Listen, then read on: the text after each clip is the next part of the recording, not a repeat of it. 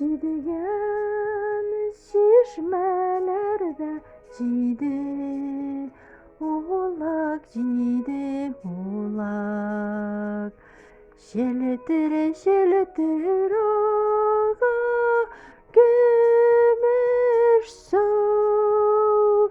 gümüş sular ağa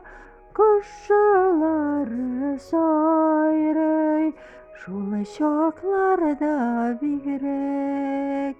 şuly şoklarda bigrek yaman sow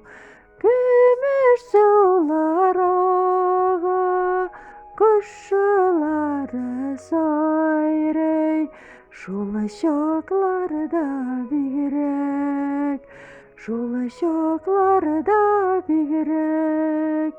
yaman sow cidigen şişmelerge yüzük saldım cidigen yıldız görüp kalsın deyip yanıkı yanaş görsen de kovasın